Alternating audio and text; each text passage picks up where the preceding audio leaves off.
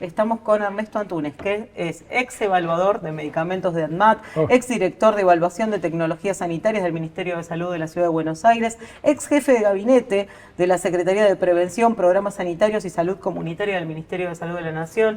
¿Dije todo bien? Dijiste perfecto.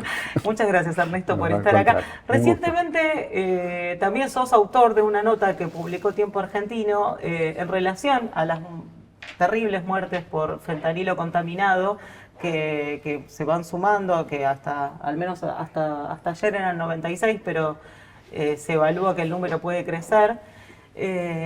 Y hacías una mención muy interesante al respecto del origen del ANMAT y por qué en principio se decide allá por el año 92 generar este organismo con la intención de que justamente este tipo de cosas no pasen más. Contanos un poco eso que mencionás en la nota, porque me parece que está bueno traerlo a colación. Sí, en el año 92 hubo una tragedia sanitaria también originada por la contaminación de propóleos, que eran unos caramelos que se comían, que estaban contaminados, y eso originó la muerte de, no está bien clara la cifra, porque algunos fallecieron después, pero entre 23 y 25 personas.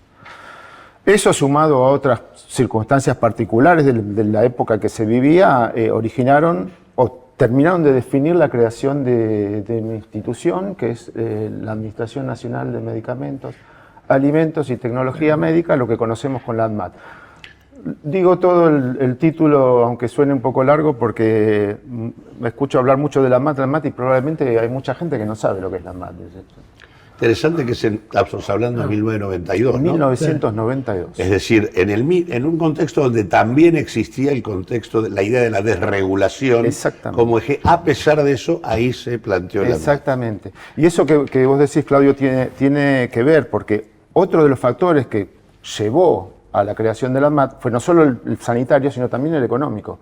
Argentina necesitaba una agencia regulatoria poderosa y fuerte para poder vender sus medicamentos al Mercosur y al resto del mundo. El mundo requiere para la comercialización, y cada vez en forma más estricta, el control de los medicamentos que va a comprar o que se van a importar. Bueno, lo cierto es que en el año 92, en agosto del 92, se crea la ANMAT. Y desde allí, esto es sorprendente, no es sorprendente, en realidad es curioso, porque desde allí hasta ahora nunca volvió a suceder una tragedia como la que estamos viviendo. Eso llama a la reflexión, digamos. ¿Qué cambió? Es lo que uno debería preguntarse, ¿qué cambió? Y bueno, aparentemente lo que cambió es la dirección política de esta institución, ¿no? Y por las últimas declaraciones que uno ha escuchado, las últimas y prácticamente las únicas que uno ha escuchado del ministro de Salud, pone la responsabilidad en la ANMAT. Y en todo caso, la ANMAT como institución ha demostrado una eficacia fundamental en el control de los medicamentos. Pero aparte como si él fuera ajeno, ¿no? Exactamente. No, o como si no hubieran producido impactos, porque en realidad se desfinanció en un 11% todas las tareas vinculadas a control y fiscalización de medicamentos. Se redujo en un 9% la planta de personal, se echaron 120 trabajadores, personal calificado, a punto tal que, por lo menos lo que me ha llegado es que en el último tiempo las fiscalizaciones que hace, o las inspecciones que hace la ANMAT son virtuales. Sí, algunas se han hecho. Con lo cual vos decís, pero ¿se puede inspeccionar de manera virtual un laboratorio? A mí me parece que para entender un poco, y considerando además que ha sido tu tarea durante mucho tiempo, me gustaría entender qué es lo que hace regularmente o hacía regularmente la ANMAT con los lotes de medicamentos. Porque recordemos, este es un lote específico del laboratorio HLB Pharma, que es el que ha producido el fentanilo, que es un opiáceo poderoso, que en la Argentina solo se utiliza a nivel hospitalario, y este lote contaminado con una bacteria llega a los hospitales y se distribuye en más de 200 clínicas y sanatorios de todo el país. Normalmente la ANMAT, ¿qué hace para evitar, por ejemplo, que estos lotes con eventual contaminación lleguen a los lugares de destino y se apliquen sobre las personas? A ver si lo podemos ordenar. La ANMAT tiene distintos que están incluidos en su propio nombre, tiene distintas áreas. Una de las áreas que tiene es el Instituto Nacional de Medicamentos, que es el que se encarga justamente de la garantía de la manufactura, de los controles de calidad, de los productos que se elaboran, de los productos medicinales que se elaboran. Este instituto, que pertenece a la ANMAT, que está dentro de la ANMAT y que depende de la ANMAT, y por carácter transitivo depende del Ministerio de Salud de la Nación, es el encargado de hacer las inspecciones correspondientes para garantizar que básicamente 3 cosas, muchas más, pero básicamente 3. El control de las materias primas con las que se va a elaborar el medicamento, el control de todos los procesos con los que se va a producir ese medicamento y finalmente el control de calidad del producto, lo que se llama control de calidad del producto terminado. O sea, después de todo eso que tiene que ocurrir, ¿qué queda? ¿Cuál es el final? El laboratorio productor está obligado a generar con eso determinadas áreas que son las que van a dar la garantía por parte del laboratorio. Hay una cosa que decía algo, el laboratorio no puede escapar a la responsabilidad de esto, ¿no? Digamos, uno como sanitarista de lo que se preocupa es del control sanitario y garantizarle a la población pero eso no le quita, digamos, responsabilidad, que el primer responsable de este desastre es el laboratorio. Lo que habría que determinar es cuáles son las causas, pero lo cierto es que este producto estaba contaminado. Entonces el ANMAT controla, inspecciona y aprueba. Y posteriormente aprueba los lotes.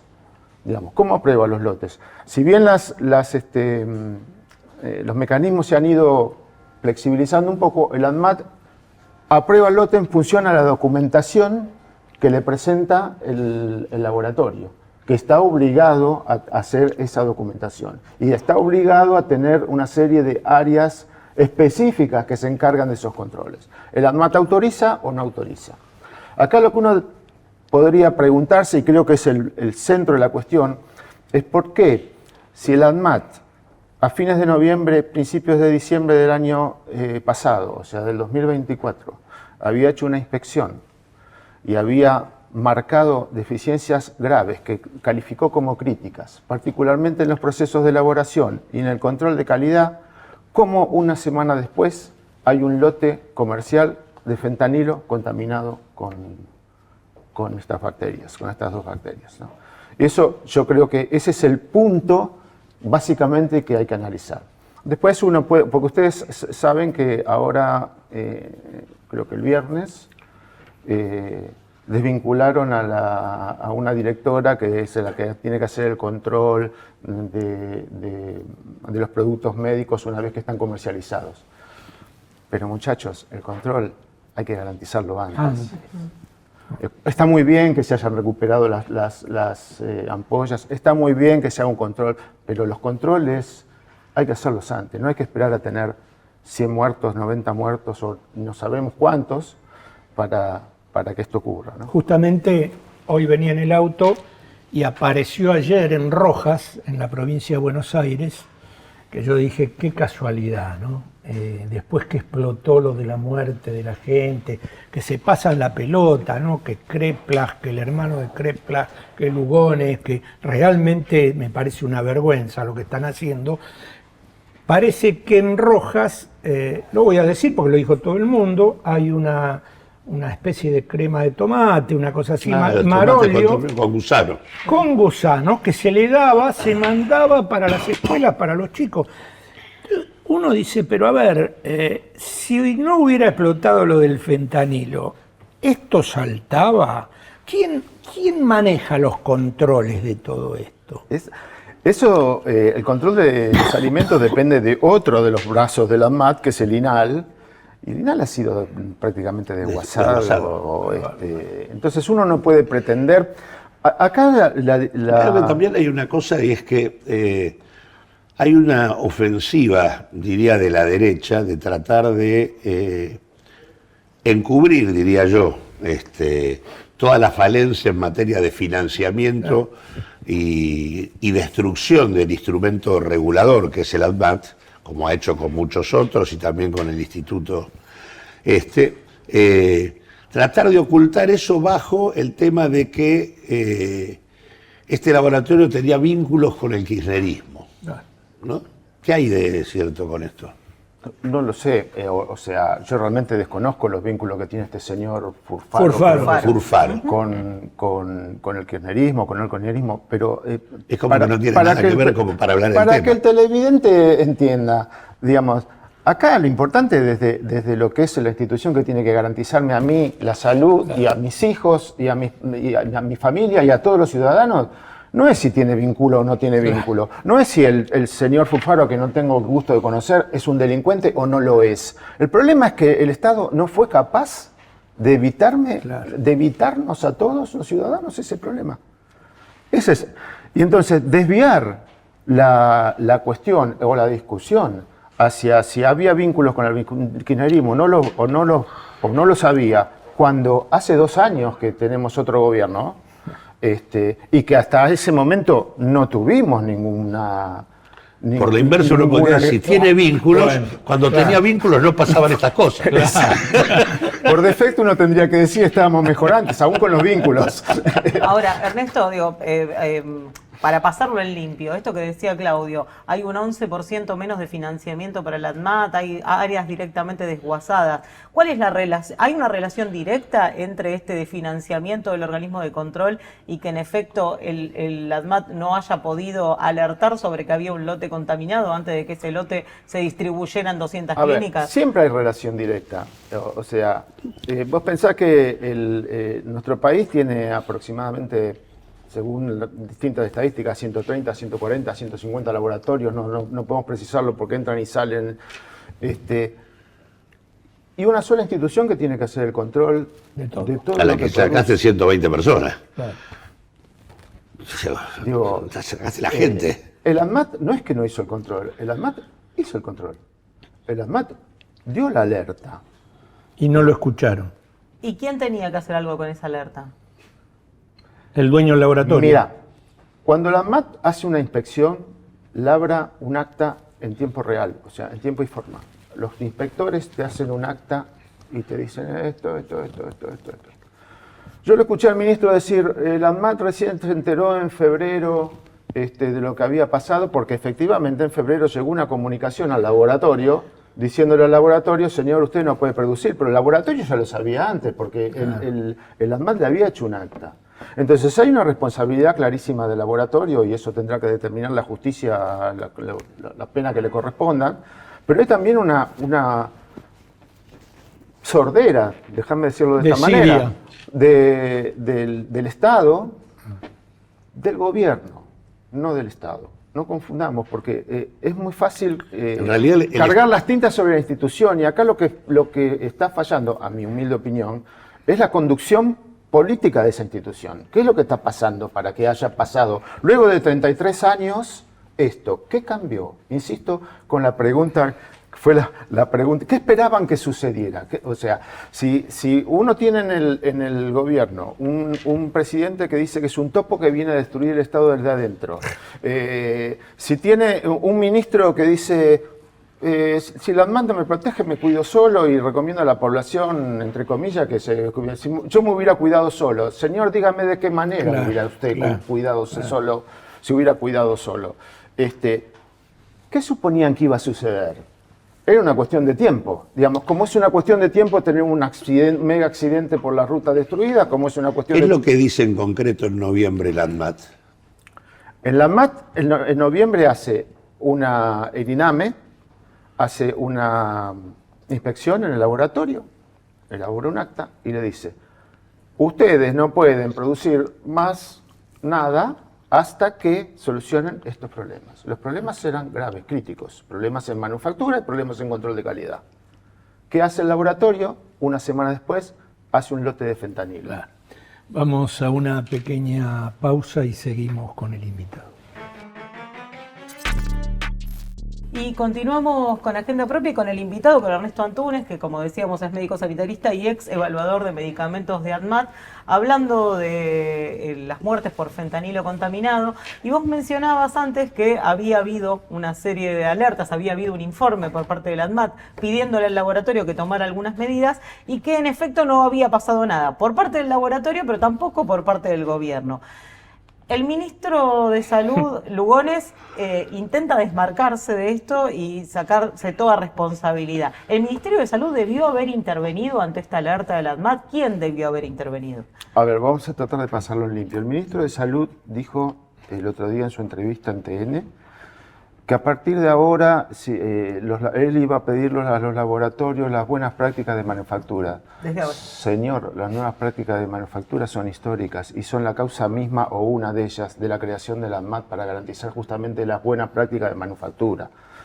Entonces, los laboratorios deben tener una cosa que quiero contar, que es que para aclarar lo que dijo el ministro, en junio del año 2023, mucho antes de que este gobierno existiera, la ANMAT sacó una resolución, tiene como 300 páginas la resolución, donde habla justamente de las buenas prácticas de manufactura, en línea con los mejores estándares internacionales que da la OMS, la OPS y la ICH, que es la Conferencia Internacional de Armonización de Normas. En absoluta coincidencia y línea con eso sacó una disposición en el año 2023, no ahora, cuando el ministro dice que se va a ocupar de las buenas prácticas de manufactura. Y cuando ya nos fuimos de la OMS. Y cuando ya nos hemos, en febrero nos hemos retirado de la OMS. No hay casualidades, quiero decir. Respecto de lo que vos me preguntabas, el laboratorio está obligado, justamente, entre otras cosas, por esa disposición, que es una disposición muy estricta y la verdad muy buena, muy interesante. Está obligado a tener lo que se llama una gestión de riesgo. Gestión de riesgo quiere decir identificar qué cosas pueden ser riesgosas y no realizarlas, pero también las tiene la ANMAT. Por lo tanto, yo me preguntaría cómo luego de esa investigación, de esa inspección, perdón, gracias, de esa inspección, a través de la gestión de riesgos, el ANMAT no identificó que no podía salir a la venta un medicamento con fentanilo. No era una aspirina, un comprimido de aspirina, era una ampolla de fentanilo lo que salió a la comercialización, después de esa intervención, de esa inspección. Estas cosas hay que investigarlas. ¿Cuáles son los motivos? La verdad que los desconozco, pero los alertas existieron, la información existió. ¿Por qué se siguió adelante? Después, obviamente, la ANMAT cumplió con su función 5 meses tarde, cuando retiró del mercado en mayo. En mayo, exactamente. La producción de fentanilo. Sí, de hecho, incluso, por lo que tengo entendido, en el Malbrán se está llevando a cabo una investigación para determinar el vínculo entre este lote de fentanilo y la contaminación y las muertes que se han ocasionado, cosa que también se demora. Bueno, estaría mañana el informe. La intervención del ANMAT, el ANMAT tiene también, a través del Instituto Nacional de Medicamentos, laboratorios para hacer controles específicos, el propio ANMAT. La intervención del Malbrán es, yo creo que prácticamente en funciones de perito, decirle, bueno, yo tengo este medicamento contaminado, a ver, míralo vos, que sos especialista en cuestiones microbiológicas e infectológicas, y contame qué encontrás. Y encuentran Klebsiella pneumoniae y Ralstonia piquetti, que son las 2 bacterias con las que se infectó. Estas 2 bacterias, vos mencionabas a Furfaro, Ariel García Furfaro, que es el dueño de HLB Pharma, y de Laboratorios Ramallo, que es el principal laboratorio de HLB Pharma, dice que hubo, o insinúa que hubo un boicot. Digo, más allá de que se pueda o no comprobar esto, etcétera, ¿es posible que esta proliferación de estas 2 bacterias que mencionabas que aparecen en el fentanilo se dé justamente por no respetar los debidos procesos de manufactura? Sí, esas son bacterias que no son bacterias de la comunidad. No es que vos vas caminando por la calle y te agarras una Ralstonia Piketty. Son bacterias que justamente proliferan en las terapias intensivas, en los Los virus intrahospitalarios. Exactamente, son infecciones intrahospitalarias o en lugares de producción, por ejemplo, lugares de producción de medicamentos. Están ahí esas bacterias. Por eso es tan importante garantizar el control, las buenas prácticas de manufactura. Claro, se entiende perfectamente. Hace poquito, estos días, apareció un testimonio de una ex empleada cuyo nombre desconocemos, no trascendió, no sabemos bien por qué, donde menciona que, en efecto, en HLB Pharma se trabajaba en condiciones muy por afuera de los manuales de la correcta manufactura de medicamentos. ¿Esto es posible? Seguramente yo no te puedo pedir que hagas un juicio de valor sobre la veracidad o no de su testimonio, porque no estabas ahí, pero ¿es posible que se haya trabajado en esas condiciones que esta persona describe? A ver, siempre es posible, pero que no te agarre la ANMAT. O sea, vos podés tener un laboratorio en condiciones más o menos o flojo de papeles, pero que no te inspeccione la ANMAT, porque si te inspecciona la ANMAT, te lo clausura, te limita la producción, te pone una advertencia y te dice, señor, hasta que no solucione esto, no puede seguir trabajando, no puede comercializar sus medicamentos, te suspende un lote, digamos. Eso no sucedió. Yo no sé lo que sucedió dentro del laboratorio. Claro. No sé si este testimonio es veraz o no lo es. Si es posible, pero ¿qué pasa? Cuando va a la ANMAT, ¿qué pasa? Te dice esto. Claro. No, usted no puede seguir comercializando sus productos porque tiene déficit acá, tiene un área crítica acá, tiene... Ahora, ¿por qué después se comercializó inmediatamente después? Sí, una semana, 10 días después. Eso es lo que tiene que investigar. Me parece Igual que lo que hay que investigar en profundidad. Hay algunos planteos de que se habría identificado una compra de fentanilo por parte del laboratorio muy por encima de las necesidades de producción, lo que abriría la puerta a cierta sospecha de vínculo con otro tipo de negocios más ligados al narcotráfico que otra cosa, ¿no? Y ahí tampoco hay hoy, en el Registro Nacional de Precursores Químicos, todo lo que tenga que ver con importación, producción, comercialización, toda la trazabilidad de esos precursores que pueden derivar en sustancias ilegales. No hay ningún control de nada. Este es el otro tema. O sea que no tenés desguazado el ANMAT, desguazado el Instituto de Control de Medicamentos, tenés demorado el Malbrán en la investigación y no tenés control sobre el Registro Nacional de Precursores Químicos para ver en qué medida eso puede habilitar algo. Y aparte parece como que habría comprado una cantidad exagerada, no me acuerdo exactamente la cifra, pero que no tiene nada que ver con la producción normal para uso médico que tiene el laboratorio con el fentanilo, digamos. Ernesto, entiendo que ya no trabajas más en ANMAT y probablemente no te consta, pero ¿estás al tanto de cuáles son las repercusiones en el modo de trabajar que tienen hoy los trabajadores de la ANMAT a diferencia de cómo se venía trabajando antes de la desregulación? Off the record. Bueno, ustedes los periodistas lo deben saber bien, es muy difícil sacar comentarios on the record de cualquier trabajador de la ANMAT.